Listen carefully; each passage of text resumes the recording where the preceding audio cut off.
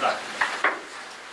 I pledge allegiance to the flag of the United States of America and to the republic for which it stands, one nation, under God, indivisible, with liberty and justice for all.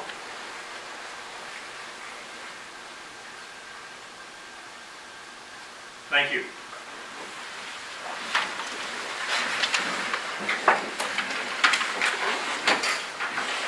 First item on the agenda will be approval of minutes from the June the 12th. Mayor, make a motion we approve the minutes of June 12th meeting. Second.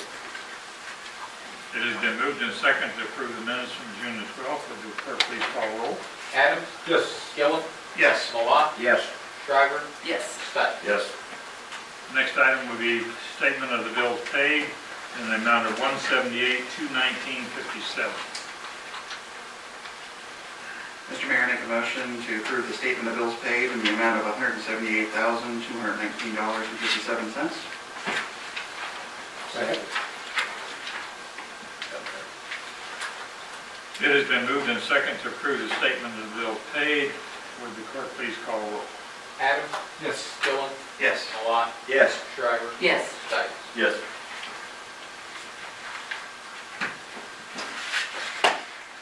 Before we move on to the request, and there's nobody here anyway, so just want to make note of a proclamation proclaiming for the 100th year of city management in Kansas, and rather than bore everybody with the proclamation, I'm just going to make note of that, and we're going to move on.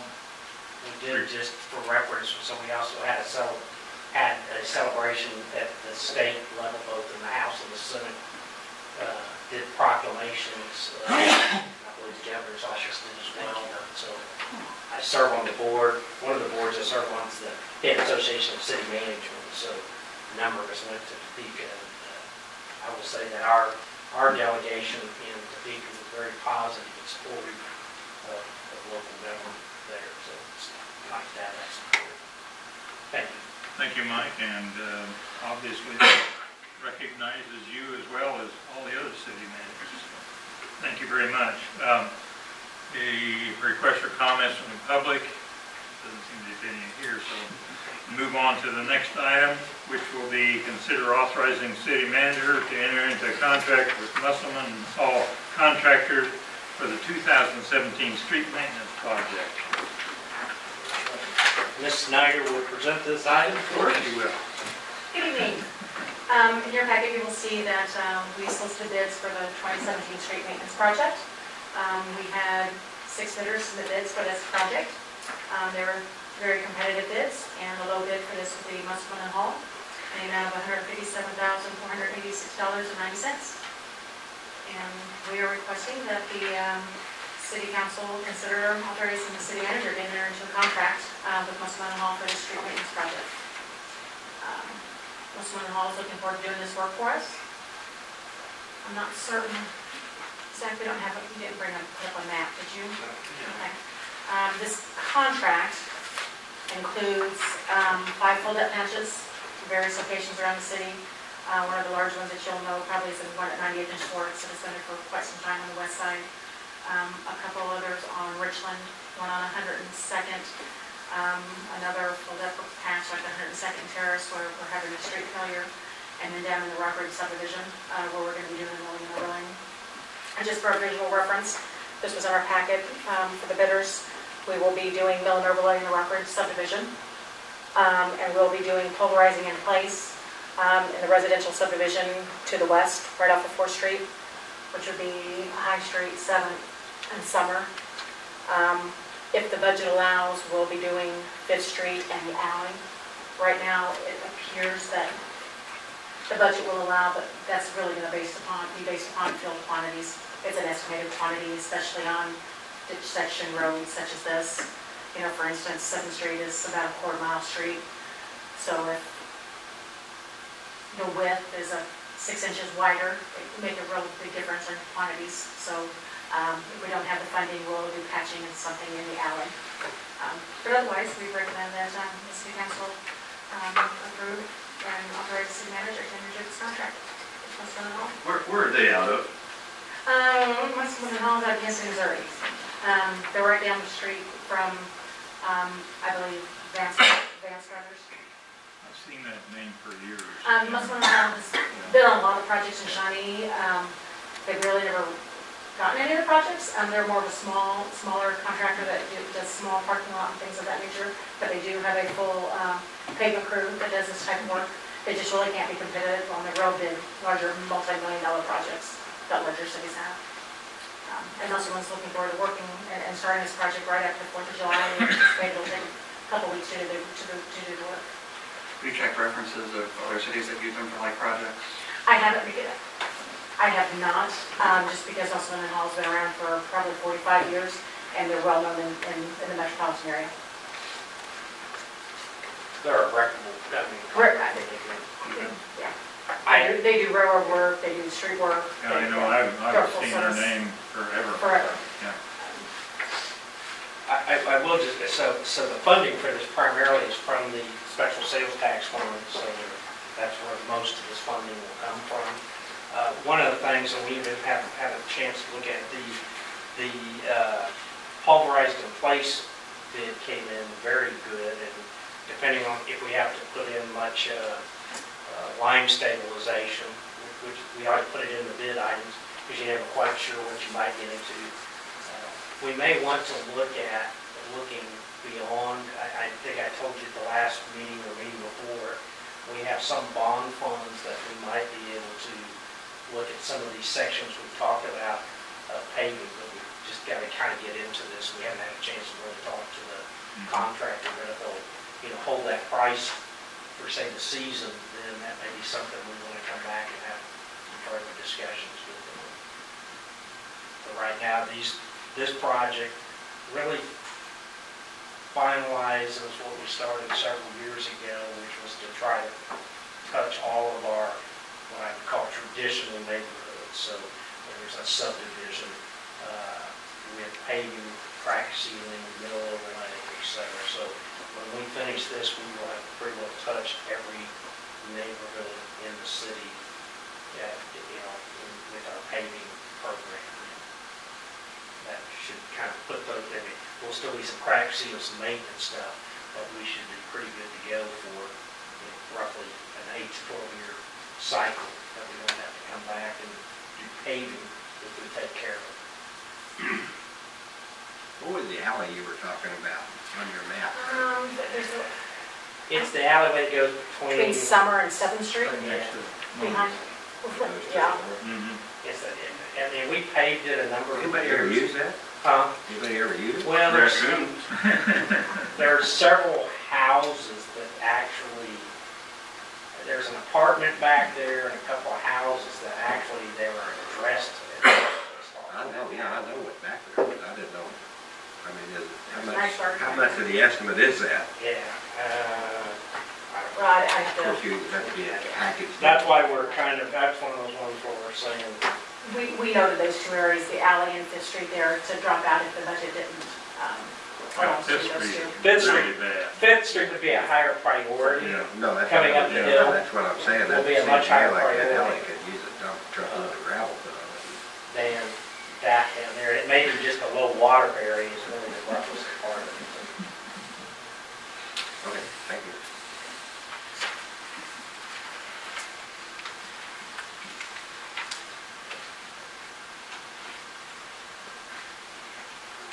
Mr. Mayor, I make a motion to authorize the city manager to enter into a contract with Musselman and Hall Contractors for 2017 street maintenance project for the estimated amount of $157,486.90.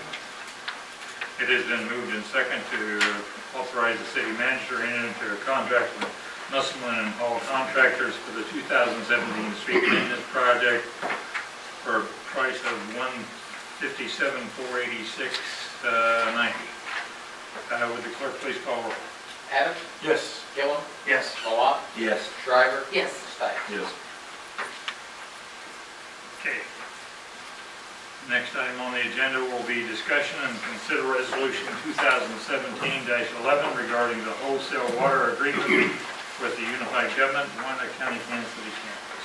Well, Mayor, this has been a long time coming, actually. Yes, it is. And I must say a special thank you to, I think, 2 individuals within the unified government that have really helped push this over the top, and that's Melissa Sieben, I guess I better make sure to get her new married name correct, who's the Assistant County Administrator, who came on about 2 years ago, and Jeff Fisher, who's with us tonight, who's the Director of Public Works for the unified government. 6 months? About 9 now. 9 months, okay, so relatively new with the city, but the 2 of them, along with a number of people in their staff, Misty Brown, who's their legal counsel, and a few others, have been instrumental to kind of get this from this concept to getting it into the document form that you have tonight. So really, just to simplify this, we've had a contract with the unified government for about 20 years that terminated 3, 4, 5 years ago. And in effect, it was a wholesale agreement.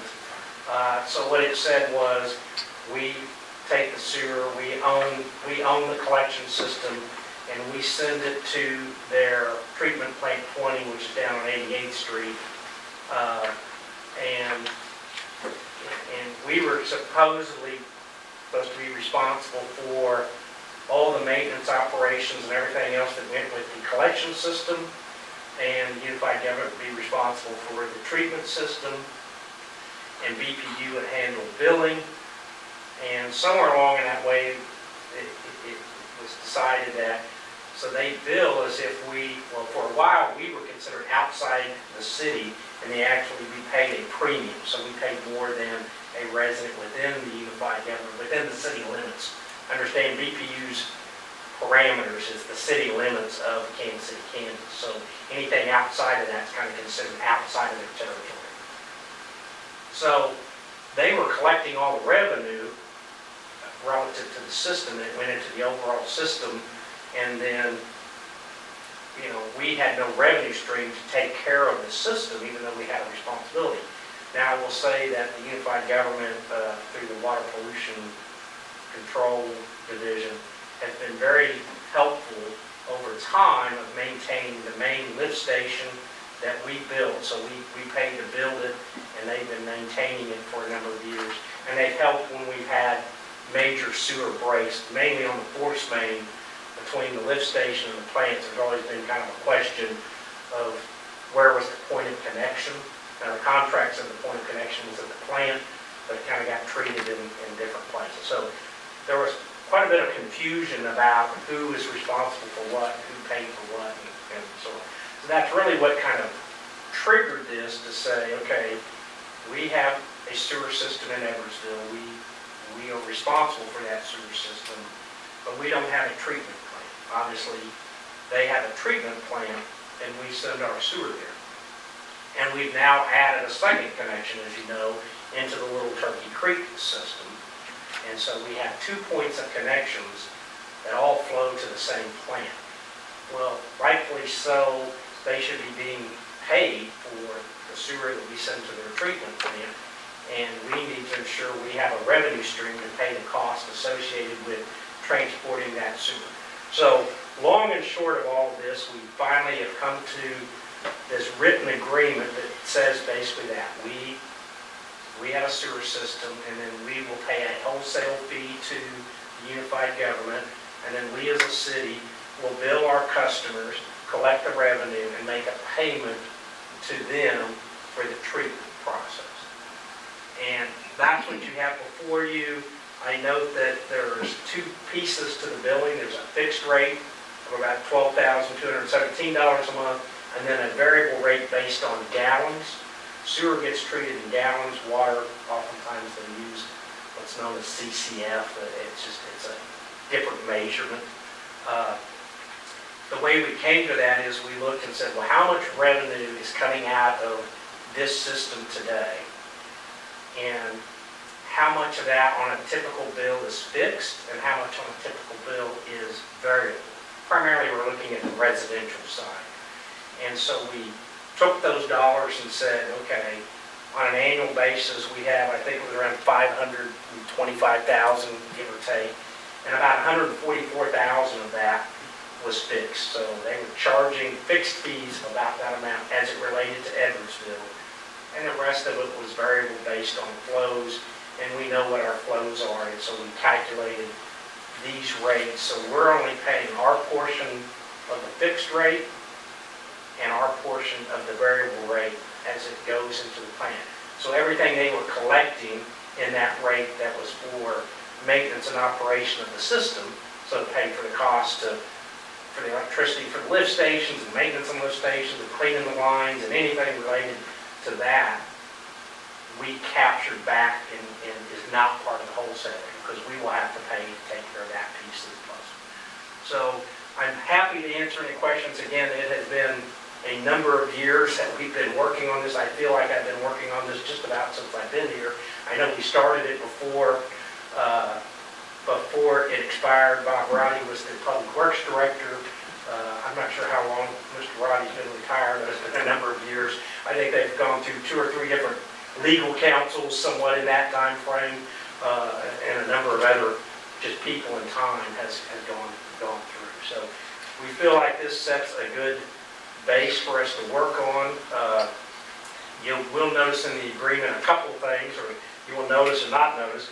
One of the questions that got raised was there's not an attachment A as to the points of connection, and the reason for that, besides just putting together the attachment, we know where our connection point is on the LTC very clearly, and there's a manhole, we know exactly where it's at, we're all in agreement.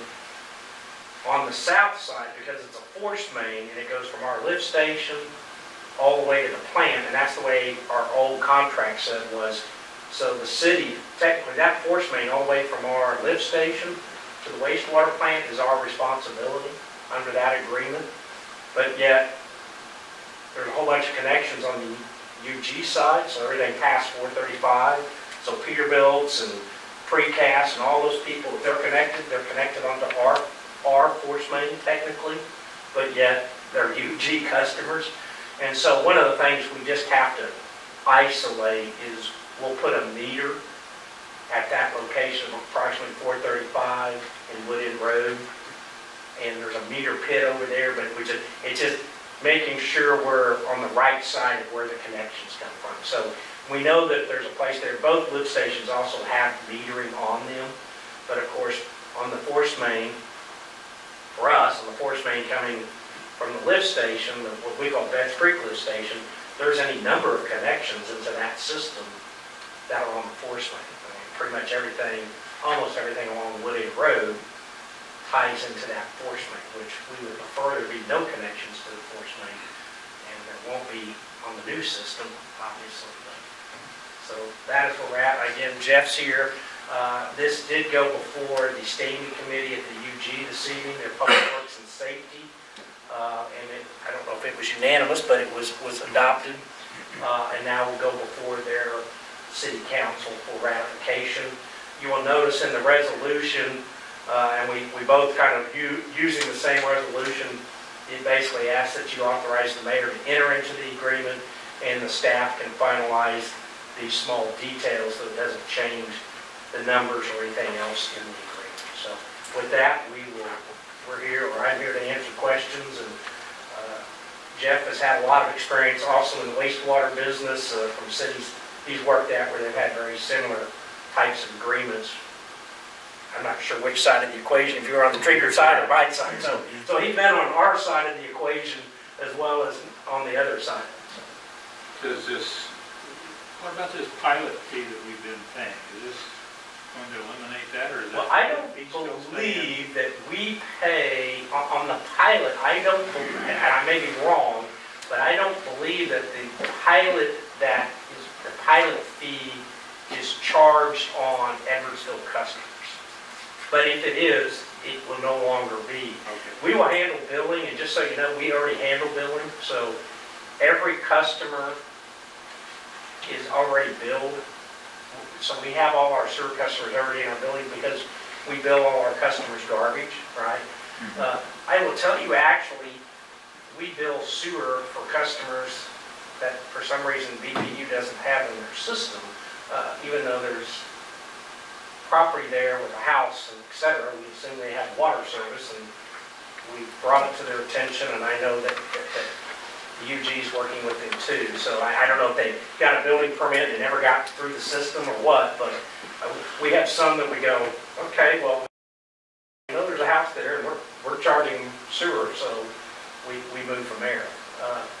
I will say we will have to adopt, and we already have it in our code, but we'll adopt new rates and we'll rewrite pretty much what we call the sewer section of the code, because it's all convoluted over time.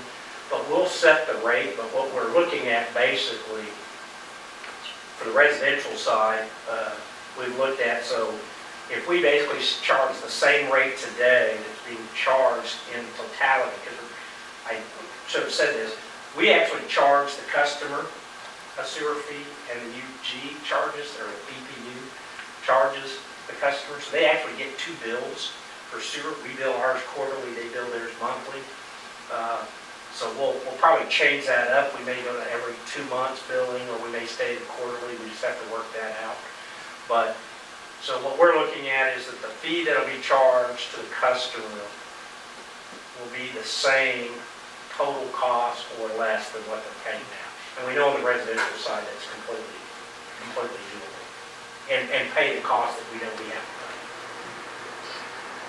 I have two questions. Sure. One is 9.1, it said Edwardsville agrees it shall enact operating policies.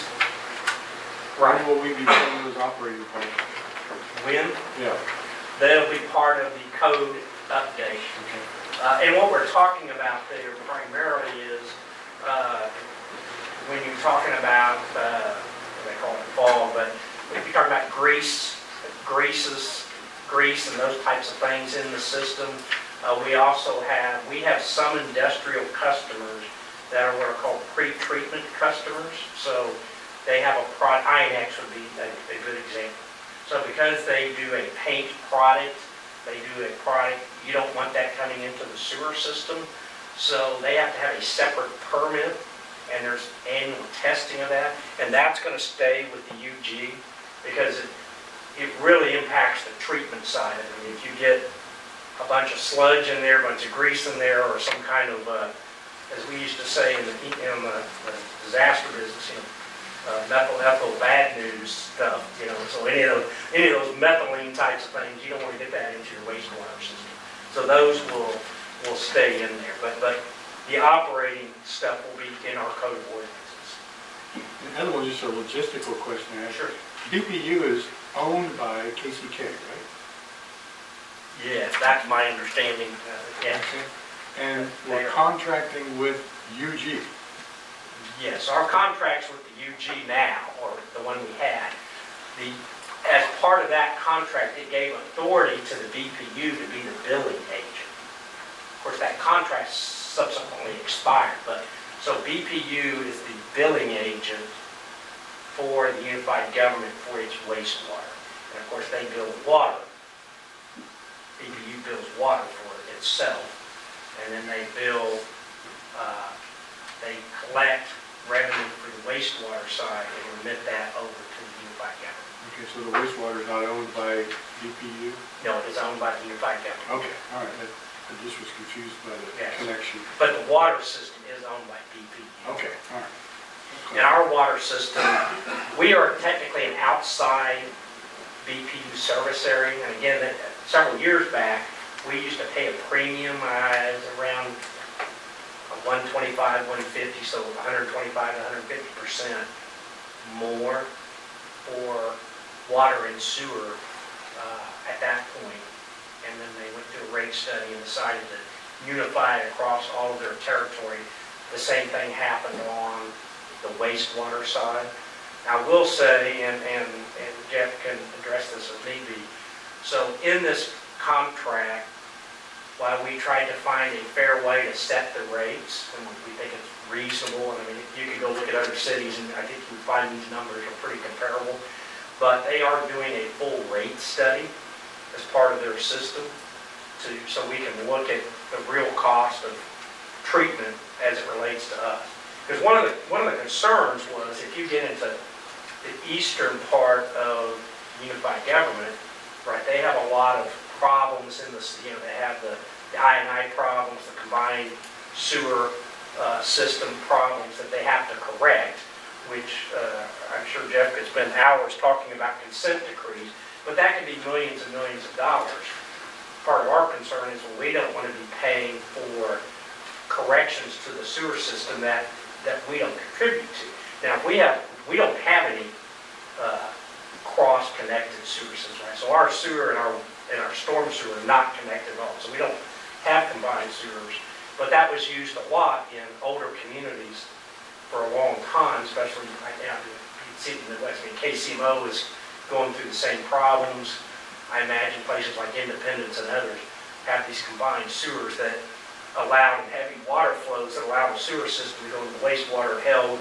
The assumption was if you got enough dilution once it got to the rivers, it wouldn't be a problem. I mean, I'm summarizing it, but that's what combined sewer systems did.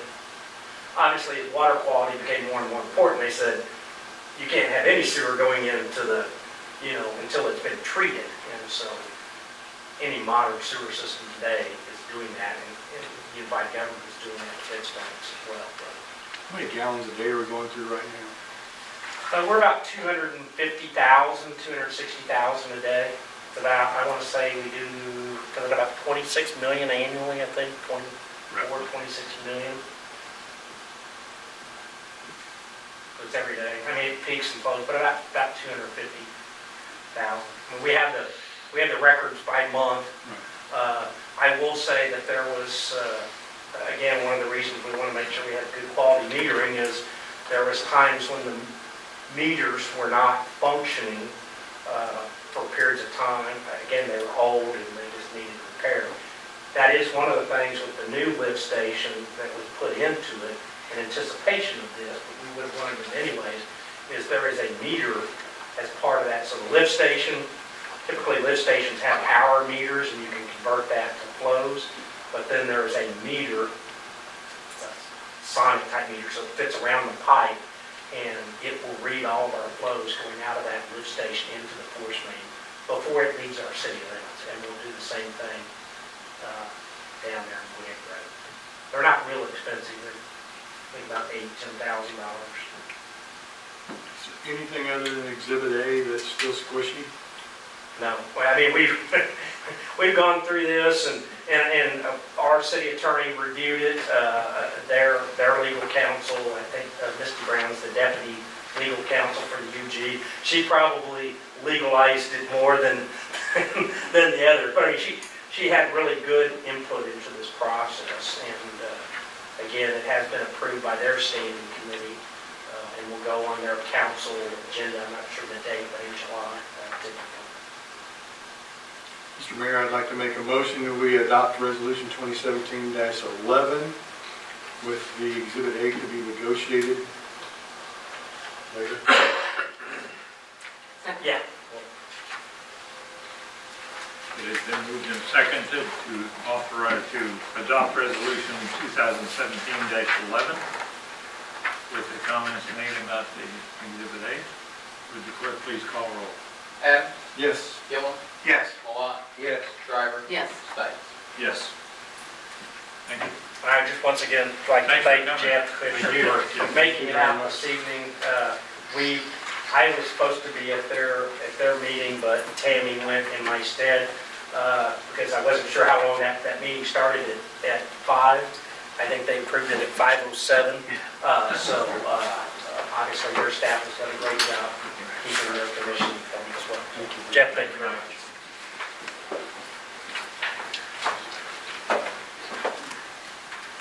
You're on the floor again.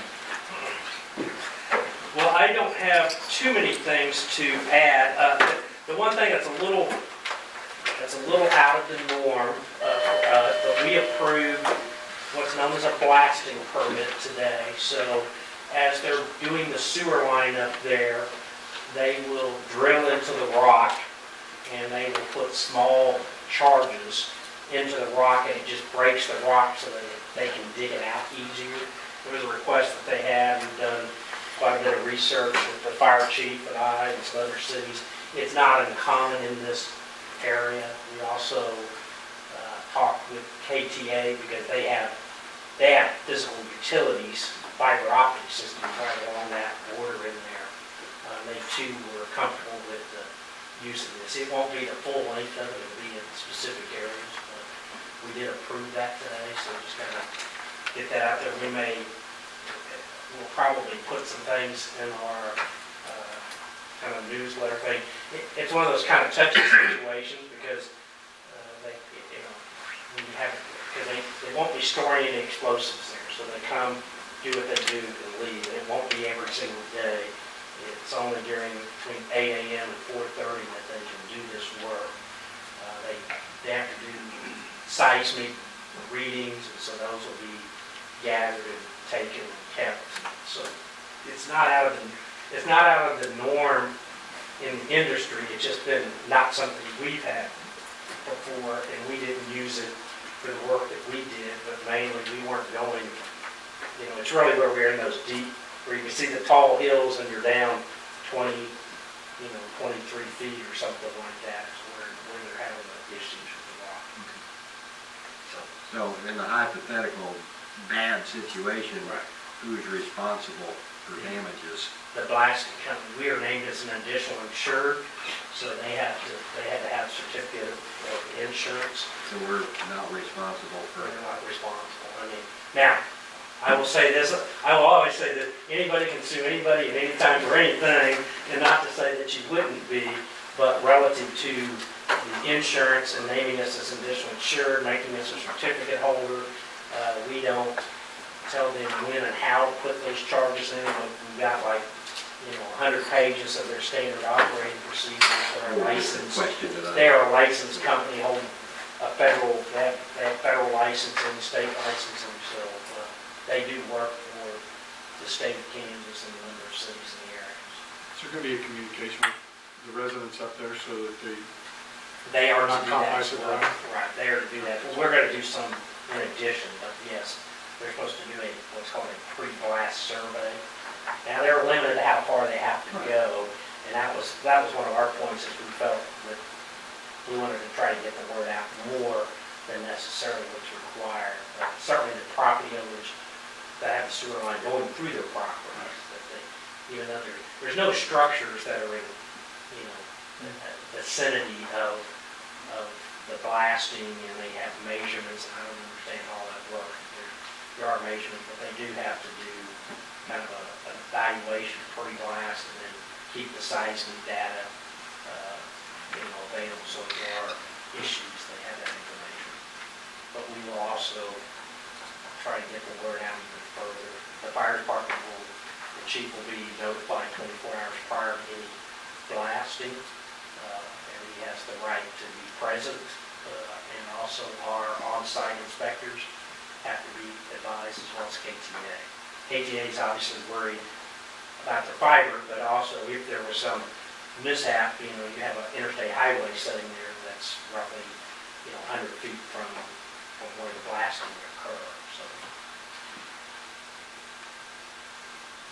I will say, just in my previous life in another city, we used this same, we did it quite honestly with city staff, used the same kind of technique. So it's not an uncommon technique when you're dealing with, they're not talking about the shale, we're talking about the limestone, the non-fractured limestone, and that's what it does, it fractures up the limestone. They may still have to use a rock hammer to break it up further, but that's really the purpose of it. Other than that, I think Zach may have a couple of updates on our remodeling and where we're going. Sure. So what we've done so far, you probably noticed we got the new court window cut and an ADA service window cut in the main reception area. We've got countertop in, that's just temporary countertop. They ordered the wrong color, so that's on order. But luckily that times out well they should arrive at the same time as the new glass comes in. So we're looking at probably July 17th for all of those pieces to be in. All the painting that's been done over there has been done by our fire department, so a special thanks to them. They've done a real big, the chief said they're willing to help, so I'm willing to take their help for sure. And they've done a good job over there. What we've got on the horizon is a security door that's going to be in the new wall that's framed up. That should be in either the end of this week or the beginning of next week, followed by furnishing of the municipal court office, who's going to be moving into that space that used to be Dave's old office. That's carpet, office furniture, making sure she's networked into the PD side of the network, blinds, that whole, the records area which is behind there, that'll all get furnished. Removal of her old window, we'll frame that up, and I'm in some preliminary discussions with the Kansas City Public Library about maybe installing a text and checkout library in our city hall in that area. But we're still really early on in those conversations, and I'll keep you updated as to that. After that, we'll move further on down the hallway and start repainting this hallway on the other side of the security door, move into the council chambers, new paint, carpet, and a executive session room in what used to be Mike's old office. So we'll set that up as a kind of a mini conference center for everybody. From there, we'll move on into the main kind of bullpen for the admin staff, and that'll take care of this side of the building. We're hoping to get that wrapped up by the end of the third quarter at least. So things are moving. Thank you, Zach. Chief Clerk? Just two small things. One is a firefighter paramedic, Brian Wells, is going to be getting ready to depart the National Fire Academy for a 2-week resident course here in early July. He submitted his application last year and again was selected into that. This is not the EFO program he's going to. He's just going to do a 2-week quality education program that's there. Second thing is fireworks. 4th of July is next Tuesday. We have 3 fireworks permits that are out, the same 3 bidders we had last year in the same 3 locations. Saturday morning crews will be going out and do their final occupancy inspections on their fireworks stands, and then we'll be subject to hop inspections throughout the entire weekend if they're selling. Thank you. Mr. Mitchell, down if you have anything you need to add. Nothing from our He's sitting back. We're good now. He's had a family issue that he has kind of a death in the extended family. Kathy, have you got any other comments tonight? I just wanted to, talk a little bit about the severe thunderstorms that we had that came through last weekend.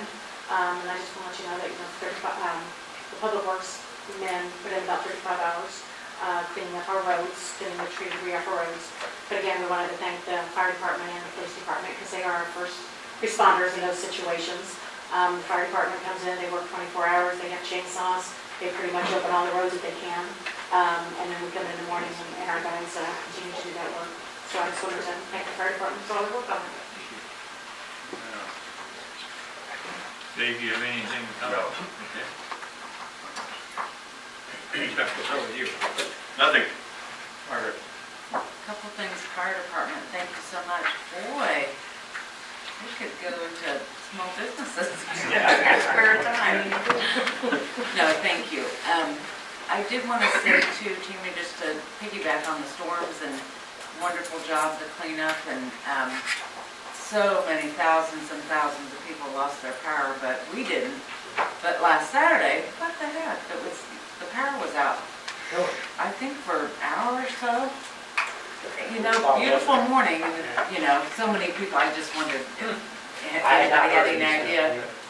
You know what I'm saying here? It is a beautiful morning, but. I will say one of the things as a response to that, so the EOC in the emergency management, which is Wyandotte County, one of the things that we noted because they'll send reports out to us and public, and they talked about outages, power outages, and as you looked at western Wyandotte County, there was nothing on the map. Well, mainly because it's served by KCP&L and Westar, and so one of the things out of that, we were like, well, we're going to need to make sure that connection's there, so citizens can see outages regardless of who the provider is.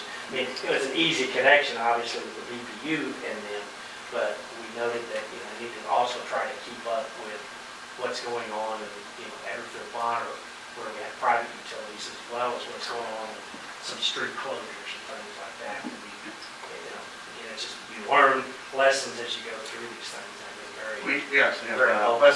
Westar and Williamson Farms, and I went online, I actually used their report app, and it's a pretty good system where it'll text you back an estimated when will it be back in service, and then it provides updates, letting you know, as they know more. So that might be good information to get out from the different utility providers if they, I don't know if the others have similar services. I believe Casey Pinnell, because we get contacted by Casey Pinnell. We're trying to make sure that from an emergency management overall, that we have that point of contact.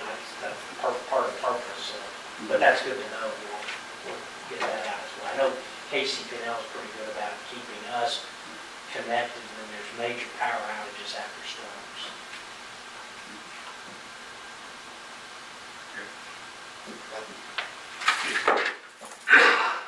Just want to say thank you to all staff and the UG for the work on the sewer agreement. I know that has been a long time coming, and reading through it, it looks like it was a well-balanced and fair resolution that I know didn't happen overnight. Right. So, but thank you for that. I would echo that, and I kind of put that in the long-term planning and capital, section of our goals, and that's nice to have that one done, and we can move on to the next thing. So really appreciate it, Mike. Thanks a lot. Well, I think my biggest concern with that has always been is that we own something, and we do, and it has, we have quite a bit of capital, right? Millions of dollars, and how did we, we need to maintain it, operate it, but you gotta have a source of revenue to do that. And that was all, I think I've said that several times. We got 15 or 20,000 in our sewer fund. Well, one pump goes down at a lift station, and we have $1,500,000. So I think it works out well for all the parties. And I have no doubt that the UG will continue to work with us, help us during the transition. Transition will occur in January. So Region 1 did it done, so we have this 6 months to get all that other stuff. And we make sure we communicate with our citizens so that they understand. Absolutely. Hopefully they'll be happy not to get 2 sewer bills, because we get that a lot. Why do I get this sewer bill? Why do I get this sewer bill? I don't know about y'all get that question, but I've gotten it a lot. So they'll still get a bill from BPU, because that's the water provider. A couple things on Public Works. If we could maybe think towards the future with the branches down and so forth, and people, a lot of people just drag them to the curb, thinking somebody's going to come pick them up. Right. I've noticed that around town, so maybe we could develop some kind of a plan, at least for the residential areas for sure. When they don't have any place to park it or whatever. We can kind of look at that maybe. And I think we've been in some discussions with, so the UG said up front, hey, we're going to be doing this countywide brush cleanup, and then some people called and said, oh yeah, and then that's still, so you're not part of the county with that whole discussion. So we are aware of that, and I think also we have several areas, we can pick out dozens, I'm sure, where we really have some serious, or we really need to do some major tree cutting. It's expensive. Yeah. But, 102nd Street, I know a lot in that first section up in there. And there's some on Edwardsville Drive, 94, 98. That huge tree in Edwardsville Drive. Yeah. Every storm that comes through. Yeah. You guys are going to have a day out there trying to get through that. 10 minutes. We'll come down when I'm here. We'll get rid of the storm. Oh, is that one of those bring it deals? We got a bleacher in front of We the don't want to restaurant. find out. I think we prefer to find out off a storm event. So. There are 2 corners that I go by a lot, and there may be more, but one at Kansas and 98, the grass on the northeast corner was chopped a little bit, but it's still, there's an obstruction of view there. Crews are coming back to do those. Okay, and then at Riverview and 110th on the southeast corner. Yeah, that's on the list as well. Okay, because they're longer than I've seen them in a long time. Yeah. That's all I have, thanks. I really don't have a lot to say other than Chief Witham, I really appreciate your presence in our fire department and your involvement and the involvement of the firefighters and a lot of the projects that are going on. I really appreciate your leadership in that area. Thank you very much. With that, we are adjourned. Cemetery, that's good.